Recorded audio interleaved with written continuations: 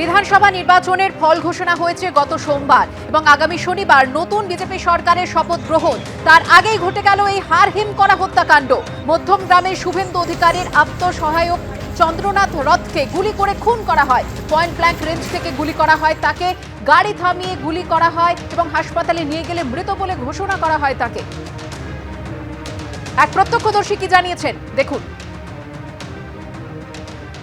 যে দাদার গাড়িটা ছিল, চন্দ্রদার যে গাড়িটা ছিল, ওটা আমাকে ক্রস করেছিল।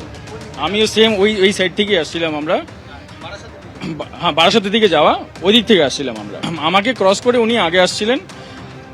আমি মানে হয়তো 100 থেকে 150 মিটার দূরি হবে, গাড়িটা দেখা যাচ্ছিল ওনার, ঠিক আছে। আমারও গাড়ি মোটামুটি 40-50 স্পিডে আসছিল, ওনার গাড়িটা হয়তো 60 স্পিডে হবে, কারণ আমাকে ক্রস করেছে তো ওই স্পিডটা ওনার ছিল। ওই স্পিডটাকে হঠাৎ করে দেখলাম গাড়িটা আটকে দিয়েছে। তারপরে বুঝতে পেরেছি আমি সামনের দিকে একটা গাড়ি ছিল, তো ওই গাড়িটাকে বাঁচাতে গিয়ে ওনার গাড়ি স্লো করতে হয়েছে। যখনই গাড়ি স্লো করেছেন, যে বাইকটা ক্রস করেছে না, যে বাইকটা আমাকে ক্রস করেছে, ওই বাইকই ও ছিল লোকটা যে ফায়ার করেছে।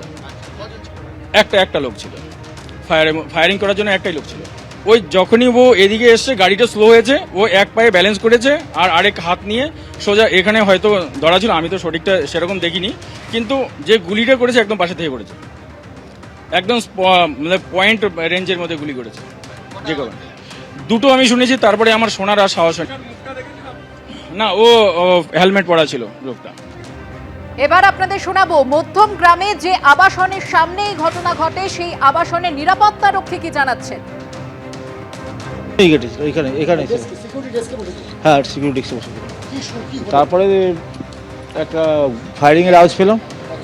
আমি এখানে দেখি, তখন দেখি একজন লোক ওইকে মনে করেন যে স্করপিওটা ছিল, স্করপিও থেকে নেমে এপাশে গেছে, গিয়ে আবার এপাশে গেছে। তারপর পরপর আরও 3খানা ফায়ারিং হয়েছে। 3খানা ফায়ারিং হওয়ার পর হ্যাঁ, আমি তো এইখান থেকে, তখন এইখানটা দেখি না, ফায়ারিং কি এখান থেকে তো দেখা যাবে না। এবার আমি আমার গেটটা লক করে দিয়েছি।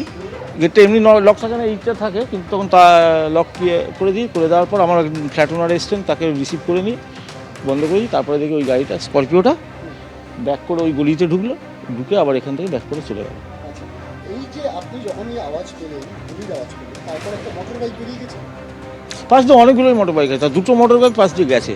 সেটা কোন দিকে গেছে মোটর বাইক?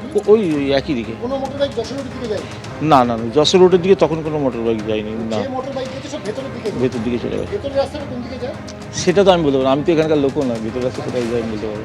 আমি শুনতে পাইনি। আমি এসে যখন দেখলাম এখানে চারদিকে সব লোকজন দাঁড়িয়ে আছে, আমি উপর থেকে দেখলাম পুলিশের গাড়ি এলো। তারপর নিচে নেমে আসলাম, তখন দেখলাম এসে এদিকে জিজ্ঞেস করলাম, যে সিকিউরিটি জিজ্ঞেস করলাম কি হয়েছে ঘটনাটা। তখন ওরা বললো যে এখানে একটা গুলি চলেছে, কেউ মারা গেছে, কেউ এখানে শুট করে গেছে। তারপরে এখান থেকে ওরা গাড়িটাকে নিয়ে এখান থেকে ব্যাক করে নিয়ে চলে গেছে, হসপিটাল নিয়ে চলে গেছে। তারপর লোকজন দাঁড়িয়ে ছিল এখানে। আমি খবর পেয়েছিলাম 10টা 15 নাগাদ। হ্যাঁ, 10টা 10-এর কাছাকাছি সময় হয়েছে আর কি ঘটনাটা। হ্যাঁ, সিকিউরিটি থাকে। হ্যাঁ, ফুটে নিয়ে গেছে, পুলিশ নিয়ে গেছে। এবিপি আনন্দ, এগিয়ে থাকে, এগিয়ে রাখে।